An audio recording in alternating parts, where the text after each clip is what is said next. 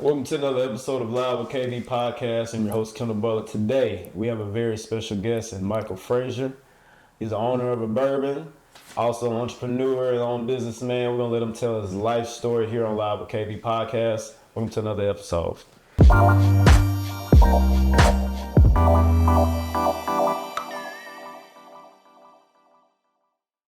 All right, Michael Frazier, how you doing today? Man, doing good, man. Doing good. Appreciate the opportunity to come on. It's my pleasure. No problem, man. We're going to get into a little back history of your life, and then going into what you're into now. You got a lot going on. A lot of people in the city know you for what you do, but we want to give the people who may not know you, who do know you, just your backstory, your back history. So if you don't mind telling the people, where are you from? Yeah, I'm originally from Memphis, Tennessee. Originally born from Columbia, South Carolina. Military kid, military brat, so bounced around a whole lot. But I identify my home as Memphis. Yes. If you had to describe your childhood, how would you describe your childhood growing up? Man, I would say a roller coaster. Like it wasn't the ideal. It was unique. Mm-hmm. You know what I'm saying? And I think that my childhood really is like what cultivated me to be who I am today and do the things I've done and create the things I created, hence Reverence. So, my childhood is really my story behind Reverence. You know what I'm saying? Grew up, South Memphis, urban community. About majority of the residents at the time was under the poverty line, you know what I'm saying? And, growing up in that environment, you see a lot of stuff, you know what I'm saying? You see a lot of negative, you know what I'm saying? You try to find positive in the negative. You try to find a silver line in certain situations and stuff you experience. But now growing up, man, in Memphis, they call it the grit and grind scene. It is, that's what it is, If you can make it out of Memphis, you can make it out of anywhere. And so, my childhood, growing up, like I said, I was a military brat. 9/11 happened, and, my mom, she was in the reserve. She's retired, and she got deployed because of 9/11. And so, Pops went in the house at the time, so it's me, my big brother, my sister. I'm the middle, and, she went and did that, and my sister was my godmom in Texas, and then my brother, who was like 16 playing football, he stopped playing football to take care of me, get a job, all that, the whole nine. And 16, yeah. And, I'm 11, 12 at the time, and I don't know what's going on. You know what I'm saying? Like, I don't know the magnitude of that. The ins and outs of what's all happening at the time. It's just like my mama gone, it's me and my brother, Just try to get through it. Yeah, just try to get through it. Not knowing, at 11, 12, I'm like, all right, my mama ain't here, I can stay up late at night or whatever. Or, my brother gonna whoop me, you know what I'm saying? It was something. Yeah, but honestly, on the grand scheme, I didn't know the magnitude of like, I would say the trauma, you know what I'm saying, it had on me, you know what I'm saying, long term. And I don't say that it's like an insult or attack, but, your experiences are your experiences, you know what I'm saying? They create who you are and what you become and your behavior. So you can either channel that to be positive or negative, depending on your paradigm and how you go about life. So me and my whole journey, you know what I'm saying, I found purpose in my childhood to create something that I can build a legacy on. So like the word reverence is to, you know what I'm saying, give due regard to something high respect, you know what I'm saying? And reverence is a token to my childhood, the sacrifice my mom made and my brother made for me. And that's why I came up with the product, you know what I'm saying? So that's why my reverence is my childhood, so to speak. Right. So it's not like one, I think when people come up with names for different things they have for their own companies, it's got a deep story behind it. That's a deep story to have behind a name, just to put it on stamp. That's something you can look at every day, feel proud about it, and go on. That's what's up, man. Yeah, the main thing is though, not to cut you off, is that people got to be real comfortable to tell their story. Right. You know what I'm saying? Like a lot of people still masking their story behind other things, but like, you know, you can express it and turn it something, like I said, as such. It's like, wow, like now you get attached to it. You know what I'm saying? So, cause it's not something you hear every day. Right. And that's really the main thing. So like the product sells itself, but the story is really what sells the product. That's understood, man. So while you were coming up and all that was going on in your childhood, what role models did you have that you can think about it, like kind of help mold you to the guy or the guy you are today, or that you looked up to, you know, for advice while all this was going on? What role models did you have growing up? My brother, my role model, cause that's who was taking care of me, whatever in that time. But you know, as far as like other people, I'm a LeBron fan. But the reason I'm a LeBron fan outside of basketball is he grew up in like some of the ideal conditions. Well, not the same, but you know, single parent home, being nomadic, similar background, and to make it. You know what I'm saying? And to do what he did, like I can identify with it. So if I had to say a role, I said LeBron. Okay, that's understood. Now, while you were coming up in Memphis, what high school did you attend? I went to Whitehaven. Okay. Yeah, Whitehaven. Was high school pretty good? The best. The best. You know what I'm saying? Best. Like, okay. yeah, like that. like you went to TSU, and that was what Whitehaven was in Memphis. Oh, so it was just a change of scenery as far as transition, but the experience was you just brought it right on to college. Yeah, well, yeah. What's funny is that I had a hiatus between Whitehaven and TSU. You know, like when I first graduated, I played basketball, and I went to school in Jackson, Tennessee, private white school called Lambeth. And so, like I said, imagine TSU in high school, and then switching to, to give you something you can relate to, switching to a MBA, but collegiately, same size but collegiate. So maybe like 500-600 students, small campus, ducked off, and I'm the minority at this point, and that was a shell shocker. Yeah. You know what I'm saying? But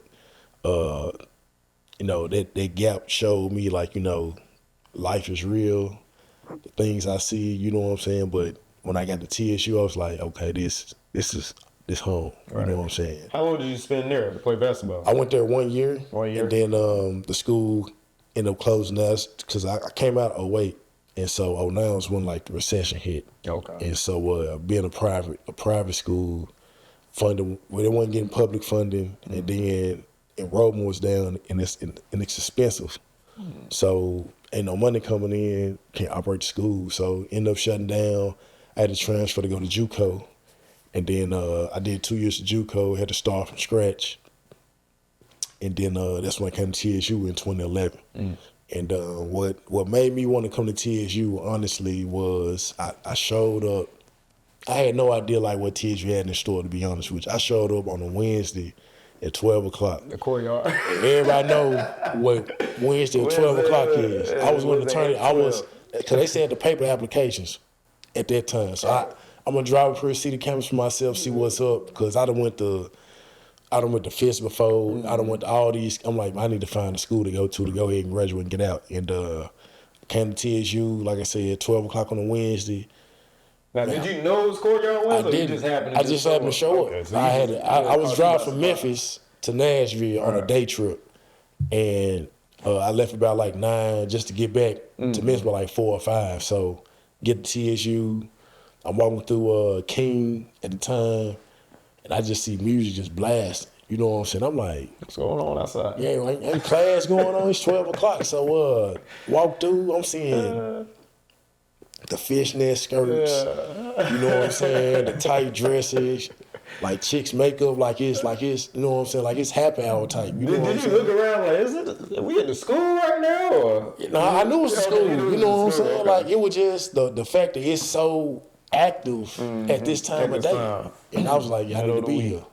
And I need to be here. Yeah. So at that point, like, I'm coming here. So TSU recruited itself to you. You didn't have to do too much. Impressed itself to you. Okay. Yeah, it didn't recruit me. It impressed itself to you. Yeah. Okay. Would you describe your experience at TSU mostly as a positive one as well? Absolutely. Okay. Then, you know, that was my first I would say my first experience of privilege in a sense, or being catered to and taken care of in a way that's I'm not being oppressed or whatever. Case in point, when I was at Lambeth, you know, I had a financial issue. My scholarship, I had a scholarship to play ball, but in NAI they don't do like full ride athletic scholarships. So I had to piece together Pell Grants and all this other stuff. So I didn't get a lot of help there. You know what I'm saying? I got to TSU.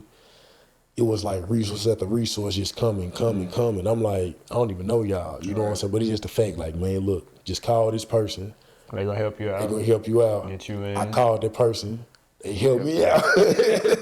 So I'm like, all right, bet. You know what I'm saying? That's privilege. You know what I'm saying? So like knowing that, you know what I'm saying, in the space of the HBCU and then getting outside in the real world, it's like, nah, it's the total opposite, bro. Like you gotta be 10 times as better, if not, you know what I'm saying, the best to even succeed or whatever. You know what I'm saying? Because the same privilege don't work for you out in the real world. You know what I'm saying? Yeah. So you took a real journey, man. So I applaud you on that. You could have gave up at any point. Yeah. You know, at any point in your journey, you could have given up and got off track and did something that would have kept you from where you at right now. So getting into your field that you're involved with now, right? Being the owner of Reverence Bourbon, what got you into the world of spirits, so to speak?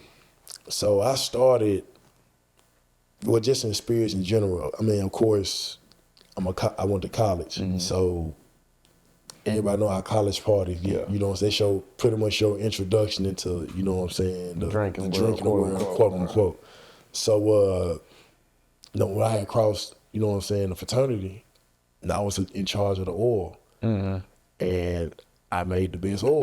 You know what I'm saying? Like it just happened. Like concoction. Yeah, you know what I'm saying? I had everybody going with the oil. So I mean, I didn't think none of it at the time. But then as I got older in my 20s, I started shifting to the cigar lounge area. And I'm like, man, this is more my vibe, my character. I'm a chill, laid back person. And bourbon is not something you just consume over and over and over. And I just got to a liking to it. Like I started to sip bourbon, smoke cigars. You know what I'm saying? I like the aesthetic. You know what I'm saying? It's everything. It's regal. Yeah. You know what I'm saying? And so, you know, over time, I was like, man, I just started doing the numbers on drinks at a bar. You know, at the time, a drink would cost you $10. So imagine 10 people. And it's $10. Well, it's $100 in and that was maybe like 15 seconds. And they buying the same bourbon or whatever they like. You know what I'm saying? Jack Daniels at the time. And I'm like, bro, I can make something better than Jack Daniels. No disrespect, but like, I think you can put your own input on it and kind of make it to where it's. I ain't never seen nobody like me go make alcohol or whatever. So we get to like 2018, 2019, I see Guidance. And lo and behold, Guidance is, you know, our frat brother, Tennessee State alum, Jason Rigel or whatever. So I'm like, yeah, now I see somebody doing it. I need to go figure that out. Yeah. You know, it can be done. It can be done. Right. Now. So once I saw somebody like me doing it, that's when it clicked. So I went and, you know, I set up a meeting with Jason through his line brother, Kenny Mo. And shout out to Kenny Mo, good guy. Shout out to Kenny Mo. Kenny Mo, good people. Yeah, good people. Yeah. And he set us up, and I said, I just need to talk to him. Like, just get me in the room with him. So we got together, and I said, man, look, I appreciate you taking time out or whatever, but, you know, I saw you got the liquor or whatever, and, you know, I see what's going on, you feel me? And I want to do one, but I ain't coming here to ask you no handout. Like, I want to learn the game. So, step one. Yeah, so I'm pretty sure you get people that come to you because you doing something extravagant, the extra money to help them out. Like, that ain't me. I want to learn. And he was like, you the first person that then came to me on that tip. You know, not on no investment or it was like you actually want to get the game. Yeah. Respected me from day on, like, that's what's up. Yeah, and so that's respect for Jason because he had to do that. You know what I'm saying? So for about 2 years, I just trailed him, and you know, I got into it on my own around 2020. in the pandemic, and well, actually registered a business. But from the time I met him on in, I just started doing my own research and going to distilleries, and it was just a journey. All right. So getting into that field of spirits, was networking important for you when you got in? Did you kind of see how you had to kind of network, whether it was with distilleries or stores or people to kind of help you as you were getting the game? Mm-hmm. What network channels did you see you had to incorporate in your definitely network? That's to me, that's the foundation of entrepreneurship is networking, because what you don't know is what you don't know. Mm-hmm. And the only way you're gonna find out is you got to go seek it from someone or something. Somebody, yeah. And networking actually cuts the learning curve in a sense, because everybody can go read a book about start a business, but the type of business you want to do, you got to go talk to certain people that are in it and know the ins and outs, and you get like the meat and potatoes, so not the bread and the crumbs. So definitely had to network. Was denied a few distilleries because they don't contract and distill small brands, or people don't want to get into the space. So Jason connected me with Nashville Crafts, and a small distiller here locally, and they Bruce, who was like the master distiller, was like I'll contract us in the brand for you. All right, help you out. I'll help you out. Right. And he taught me really the details of the chemistry of making the bourbon, the taste, the ingredients, the flavors, the notes, the mash bill, pretty much how to create the bourbon and what goes into it. And so that's when I started going out to try different bourbons and different distilleries or whatever. And over that time, I probably tried over like 300 bourbons. Sheesh. You know what I'm saying? That's a lot. Yeah, but it's different. You gotta get the taste of it. Yeah, because at the end of the day, you're mass producing a product you're trying to move in volume. Mm-hmm. If it don't taste good, all that is a waste. And you ain't trying to put all that stuff out and then you got to bring it back to try to redo it. It's money gone. Mm-hmm. You know what I'm saying? So I'm not saying get it right the first time, but take your time the first time. Yeah. So now getting into that and taking these necessary steps to get where you at now, did you catch yourself being nervous at first at any point, or was it kind of like just you made your mind up and this is what it is and you just went full force into it? It's always nerves. Yeah. I'd be lying if I said I did, or there's no nerves involved at all. It's always an amount of fear and making decisions and jumping into something, like with unknown. Right.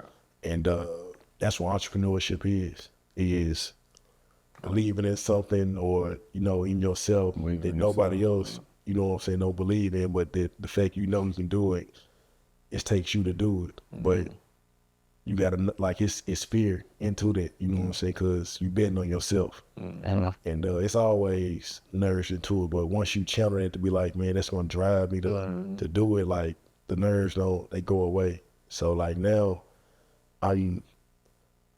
this will be 4 years in a business, about 6 as far as entrepreneurship. I don't have no fear. Yeah. That's been cast away. Yeah, I go for whatever.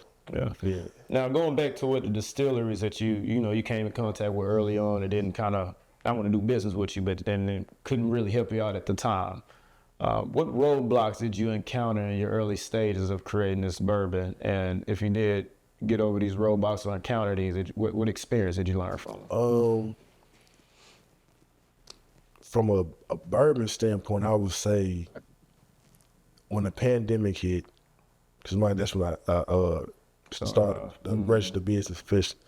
There was when I launched my first batch, there was a hoarding of barrels, and so what was going on was that materials was becoming very, very scarce. So like glass, quartz, everything. You know what I'm saying? Because supply chain getting cut off. Yeah. So now prices going up.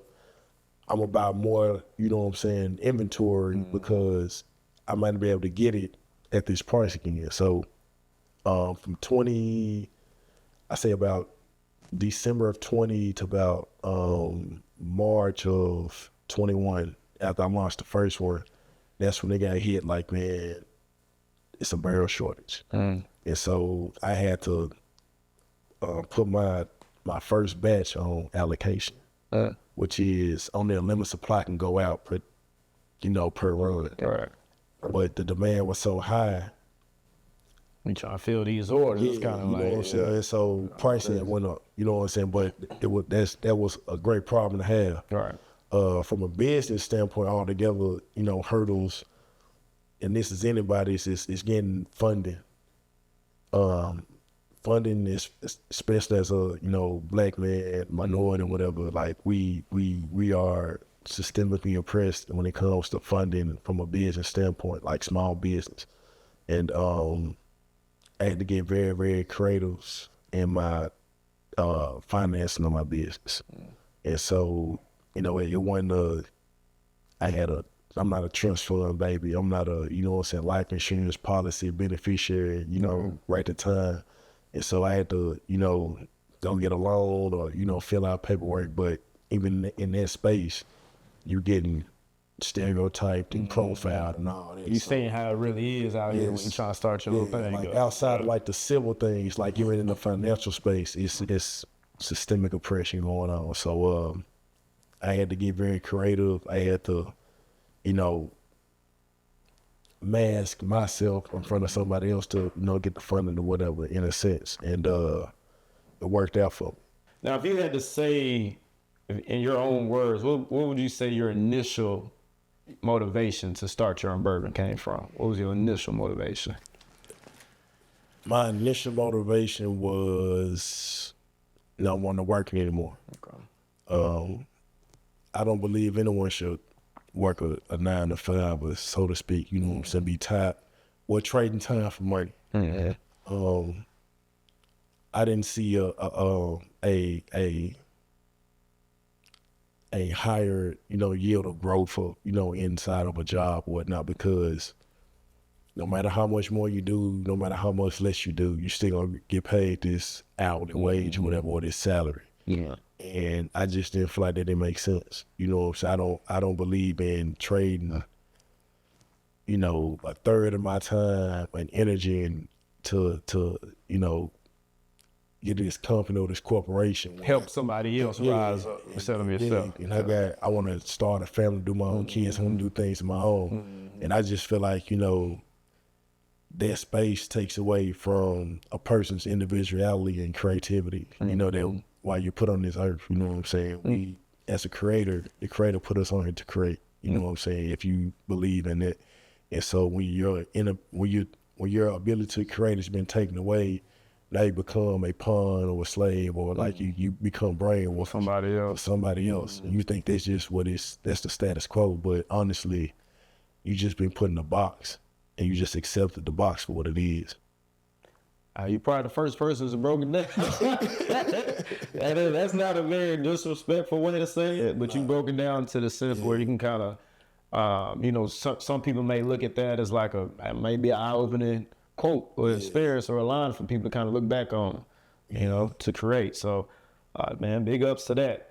If you were to describe Reverence, where I know you touched early on with it, the background of the name came from, but if you had to describe Reverence or where you really got that name from in a couple words, how would you describe that? Celebratory of opulence. Okay.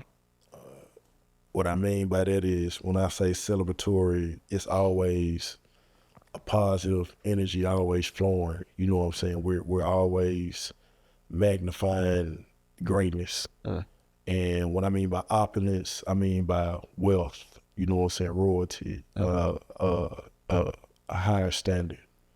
And that's what Records is. You know what I'm saying? It's celebrating at the highest of the high. Achieving. You know what I'm saying? And on the back of my bottle, I got a quote, you know what I'm saying, that defines what Reverence is. Okay. It's a celebrating accomplishment, you know what I'm saying, acknowledging achievement. In these times of life, we should always, celebrate in version. So always pay homage. Okay. That's some good. That's a good definition. I'll take that one. Yeah. That's pretty good. Now, with all these, I know you touched on that you have always been a fan of bourbon and whiskey, because with the cigars and everything. But why bourbon though? Out of everything that's out there, you could have got involved in. I don't know if you ran into a certain situation. People are, it's easier to make vodka or something else like that. Or you could have went the whiskey route since we're in Tennessee, right? So why bourbon? If you had to say so yourself. Man, that's the easiest question you've asked me. It's because I like bourbon. Okay. Okay, that's true. Yeah. Okay. But I mean, if you want to educate, bourbon is one of the most unique and distinctive spirits, that's out. All whiskey is bourbon, but all bourbon is whiskey. Mm-hmm. All whiskey is not bourbon. Mm. And so when you find whiskey, you got Irish whiskey, you got Scotch, you got Canadian whiskey, Clarence Royal, Tennessee whiskey, Jack Daniels, you got Woodford, all these, but bourbon is a very, very distinct, category, right, because of the process to make bourbon. Okay. That goes into my next question. I was about to ask, for people who don't own a liquor, and don't deal with the barrels or the making of that, how long did it take to kind of make your bourbon? So bourbon has to be aged minimum 4 years. 4, okay. So all of my products this is my second batch. Mm-hmm. So every batch has had 4-year barrels in it, every time. All right. The only reason why, I have, like for my bottles, 38 months, I have one barrel that I blend to make a distinct taste. And so by law, I have to put the youngest barrel in the batch. And if it's under 4 years, I got to stake that. But minimum is 4 years. 4 years? Okay. Gotcha. And if, in your own words, what separates your bourbon from all the other bourbons that have been out or coming out? What kind of puts yours aside from all those other ones? So it's like I said, the recipe and the format of my distillery, they don't outsource. Mm-hmm. And what I do is I take another barrel and I blend it with my Nashville.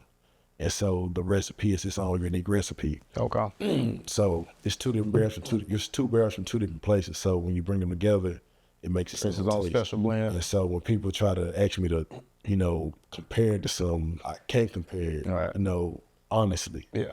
So it's not you're getting it from two different places to make one. Yeah, make one. So one different place. I stay at my house here. Nashville. Yeah, my house is still over here, but I purposely do that to create a different recipe. Okay. So that's what makes it different. Okay. Now going back to what you said about, tasting, get a particular taste to it before you ship all these bottles out and orders, right? And not have to bring them back. When did you know, as you were tasting 300 different recipes, yeah, when did you know you had that one or that one that was close to being that one?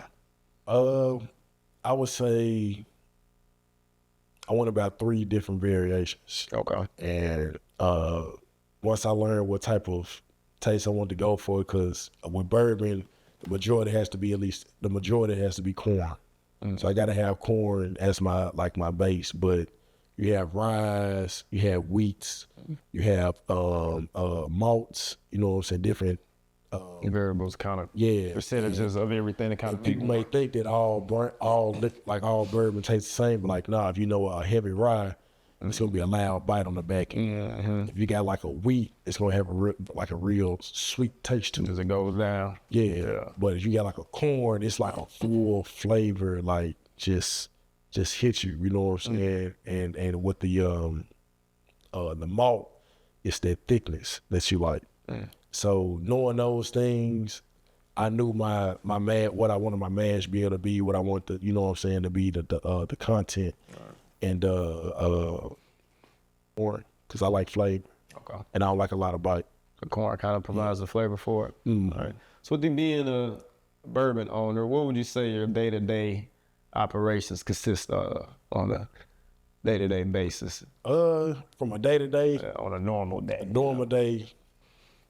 My normal day start at 5. You know what I'm saying? Yeah, 5 I work out or whatever, and then I do my thing. But as far as like with Reverence, it's about a 4 to 5 hour day. When I'm doing runs outside, as far as like getting stores, I go to my distributor and we do store runs, and we present the bourbon or whatever, try to pick up more accounts.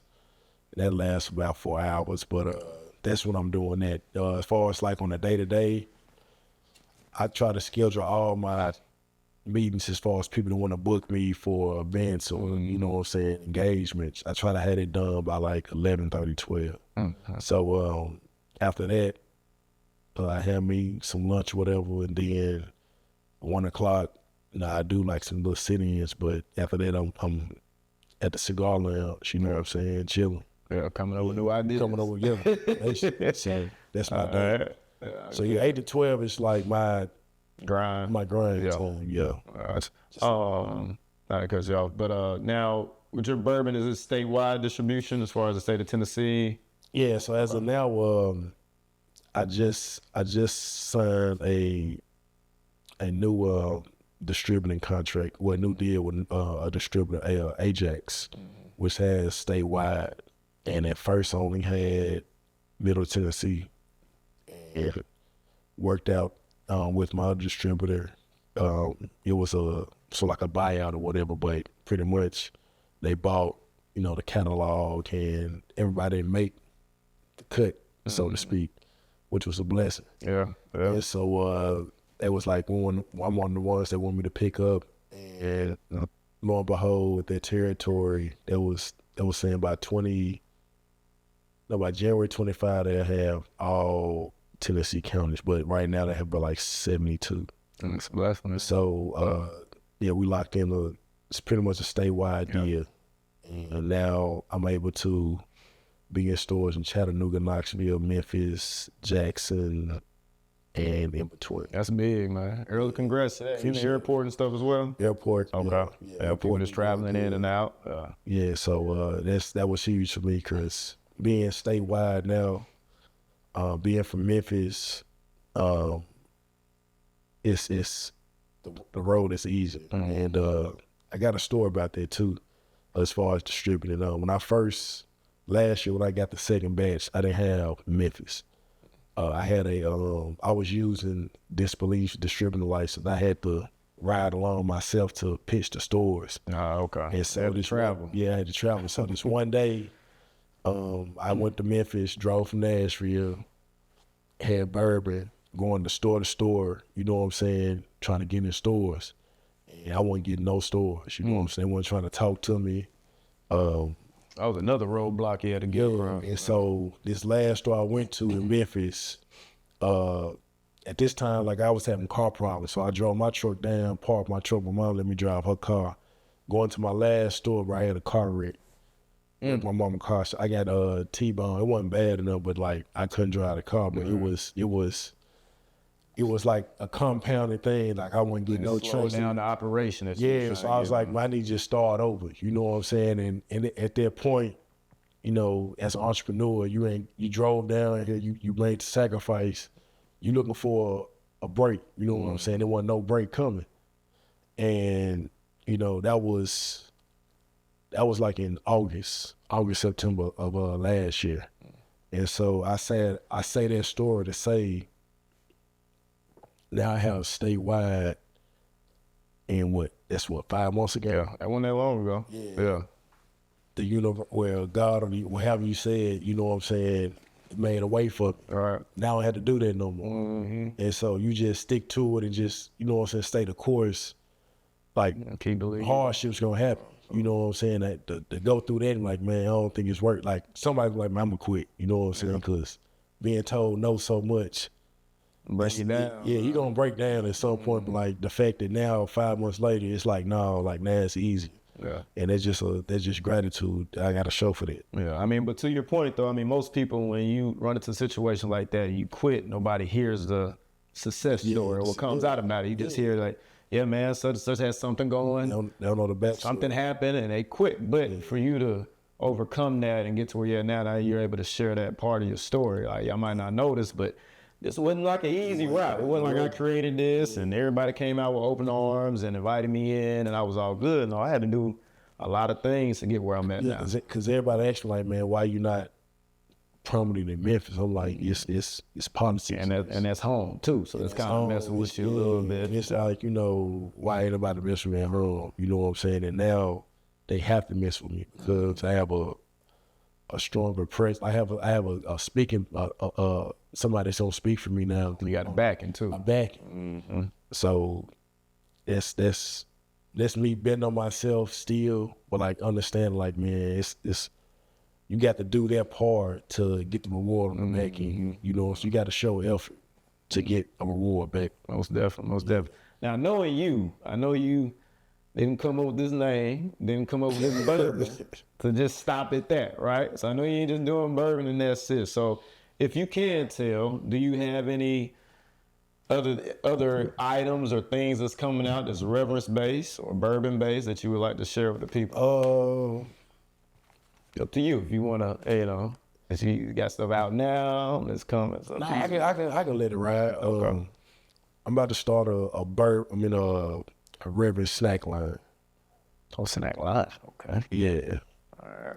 Right now we got the clothes. Like I said, I got the sweatshirts, the wristbands. I got hats, backpacks. But I'm about to start a snack line. You know what I'm saying? Like the libation snack line. Yeah. You know what I'm saying? So be on the lookout for that. Okay. So along with Claudio and backpacks is good too. So yeah, that's for all ages. Backpacks, but snack line is big. So yeah. I still do cigars. Okay. Cigars is mostly on a unique case by case basis. Like I do cigars for like events. Outings, like when I'm booked for certain like special things. Yeah. So like I'll be in Memphis in April. Okay. For Whitehaven Whiskey and Cigar Fest. So this the high school I went to was Whitehaven, right? Like I said, and they're doing their first annual whiskey cigar festival. That's big, man. And I'm the featured bourbon. So that's the school I went to. Looking forward to it. They were excited because, they just bringing along back home and showing everybody that's there, kids or grown-ups, parents, like, hey, this is a product of us. So what he's doing now. It's gonna be a good look. It's gonna be a good experience for me. Yeah, that's good, man. That's good to hear. Now, with all you've been through in your life and all you've been through in the past couple of years, is creating this brand. Have you seen your life change at all? Have any hurdles you've had to go, come across and get over lately? I wouldn't say change. Well, it's changed, but it's not surprising. Okay. I believe in you execute it correctly, it's gonna happen as supposed to happen.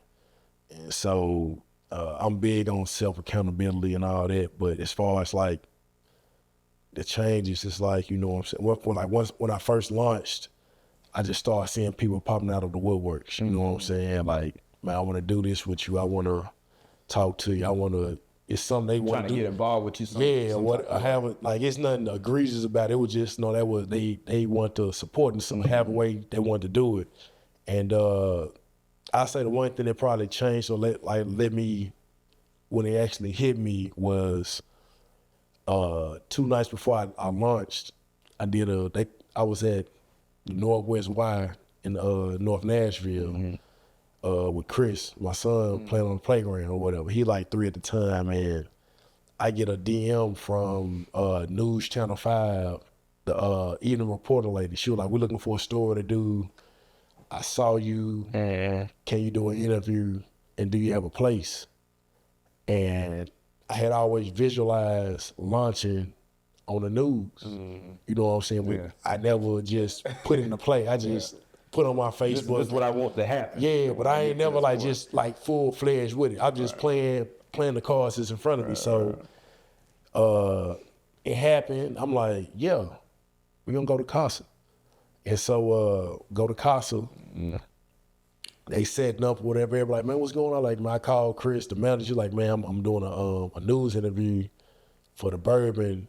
You know, we're gonna launch it here too. I'm gonna announce it. Do what you want to do. You know what I'm saying? Casa been just my house, whatever. You know, in Spanish, Casa. But it's networking. So you had to do that relationship. Yeah, and Casa was the first establishment in Nashville to pick me up. You know what I'm saying? That's a commercial cigar business. Everybody flows. Everybody go through that. So that's big. And we did the interview for the news, and then I went home that night, and my Facebook Messenger had like 300 messages. Yeesh. Everybody saying the same thing. Where can I buy? Where can I buy? And I just dropped the flyer for the event. And that's how the event did what it did. Like we did the event. It's matter of fact, February 20th. A lot, man. Yeah, February 24th. It's officially Reverence Day. So that was like 4 days to the day of this shooting or whatever was my 3-year anniversary of launching. And so we did it at Casa. We sold out. You know what I'm saying? They had to pull bourbon from my display table to keep the party going. And it was only 3 hours long.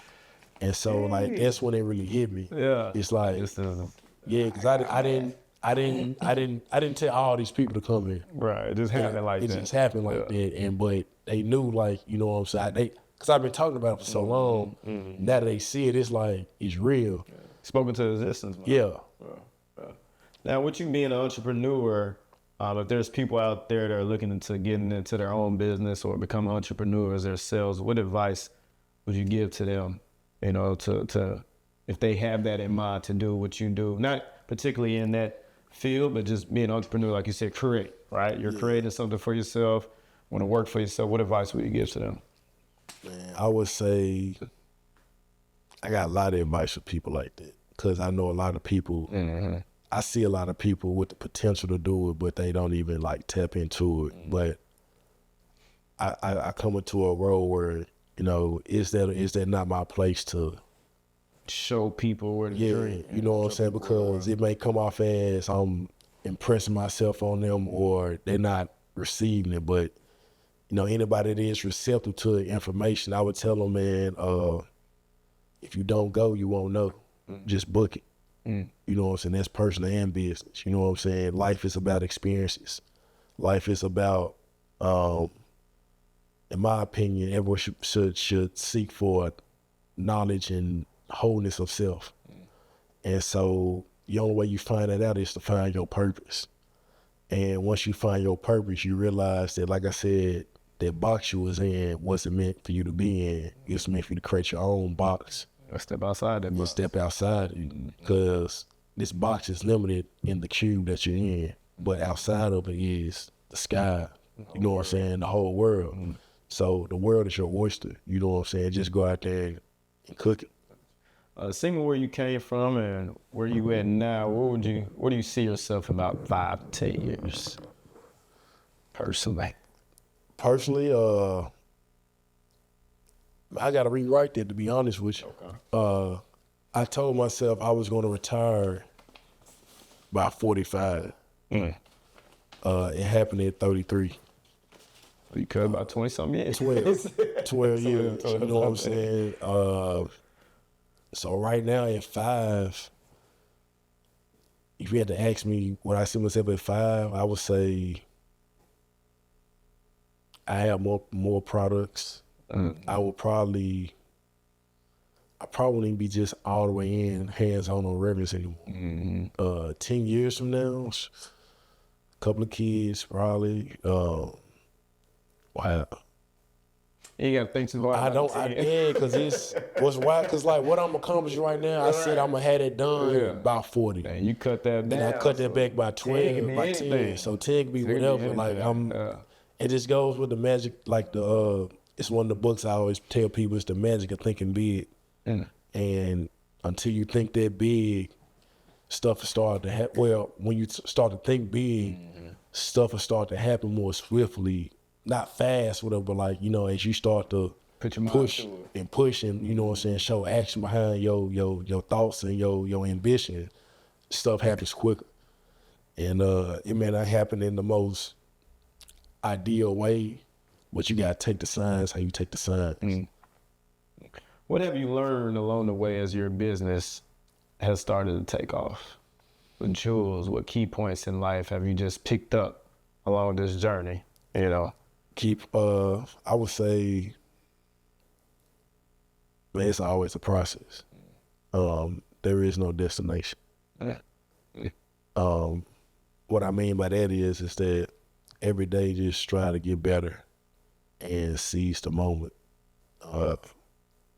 Most of people's anxiety comes from overthinking and, you know, creating an unrealistic reality. Well, it's not an unrealistic fantasy that, you know, what if, the fight or flight, you know what I'm saying? And that's what I've learned to not feed into. I live for now, you know what I'm saying? I give my best at this moment because that's all I got.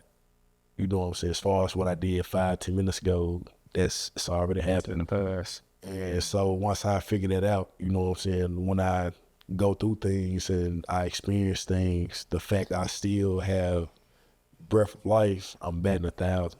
I haven't lost yet.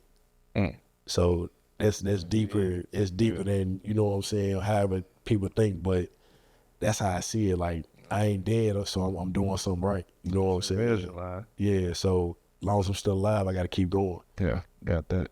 How can people order your liquor and or merchandise items? You can go to reverenceenterprises.com.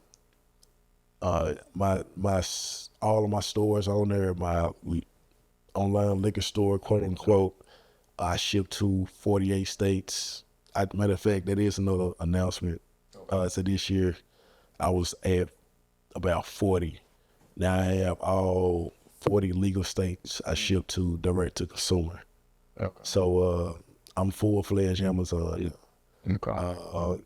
All my merch is on Reverence Enterprises, and also all the events that I do are on Reverence Enterprises. I have a Sundress Cigar Festival I'm doing, the first annual Sundress Cigar Festival with about 3 other black-owned cigar businesses in Nashville. So we're creating an aesthetic that's for Nashville with all the summertime going on, the black-owned businesses and the cigar world. So my events are on there. Also, if you subscribe to my website, I provide weekly cocktail recipes. Okay. I show you how to make drinks with it. How to make drinks with it. My biggest customer is the women. And so what's funny is, like, a lot of women, you don't see them just drink bourbon straight up. So in my strategy, I'm like, I gotta make cocktails with this. So you go on my list, you see my Instagram, you see all the different cocktails. You wanted to know it was bourbon in it. Right. You know what I'm saying? It looks so fancy and bougie or whatever. It's like, yeah, but it meets the eye though. But it meets the eye, like a woman, like, I want to drink that. Yeah. And so that's been my main thing. It's the cocktail space. Gotcha. And you said the website also tell people what stores they can go to and buy it. Yeah. Locally, like in Nashville, it's probably not a store I'm not in. Okay. Far as statewide, it's probably gonna be an allocation. I only do 1 batch a year. Okay. So, you know, it's only a limit that I do. But the thing is, now I'm statewide. Now the product is spread out even more. So, and it's older. So, like, now it has a backing behind it. You know, has a reputation. So I don't know how long this batch gonna last in the state. You know what I'm saying? Just try it. Yeah, you know what I'm saying? There, man. Just put it out there, see what it'll do. It was crazy when I was, like, I only had 1 pallet. Well, not a pallet. When I did my first, every batch I do, I sell out in, like, that first year. But I'm only in Middle Tennessee. So just imagine that same amount dispersed amongst somewhere 96 counties. Right. Yeah, it's gonna be gone quick. Gotcha. All right. With that being said, how can people reach out to you via social media or any other platform that you might use? Yeah, so you can reach me in my social media at Reverence Bourbon. My website, like I said, reverenceenterprises.com. Like and subscribe. Join my email list. I do offer discounts as well if you do get on. So please do that. YouTube is Reverence Bourbon. Facebook Reverence Bourbon. My personal IG is _Mike Frazier _ Facebook is Mike Frazier. I do have a YouTube account. It's Mike Frazier as well. Pasita Podcast as well. Reverence, like I said, Reverence Bourbon. So I have a lot of platforms I'm on. They should find you on something. Yeah, you can find me anywhere. Matter of fact, you can also you can Google me now. Yeah, I'm on Google now. Yeah. So a lot of people can't say that. Yeah, everybody can't say that. Everybody can't say that. Type me in, I'll pop up. I'll pop up. All right, man. With that being said, right, like I said, I appreciate you coming by. I appreciate it. You know, putting your life story out there. You know, it's one thing to tell people how you got involved in the business that you're in, and you know the success and the roadblocks you got over, but to give your whole life story, you know, you never know. Like you said, you related to LeBron James, a person you never met before, but it still inspired you to get to where you're at today. So a lot of people probably take some jewels from this interview. You know, not only take how, you know, like you said, creating your own brand and just getting out that box, but you know, that life story may hit people. So yeah, I appreciate you taking your time out. You didn't have to do it, man. So I appreciate it. I appreciate the platform. Yes, sir. Anybody out there that's, like I said, if you don't go, you won't know. Yeah. Just book it. Yes, sir. Y'all heard that. Thanks, guys, for watching another episode of Live with KB Podcast. And your host, Kendall Butler. Guest Michael Frazier. Check his interview that comes out. You guys have a blessing.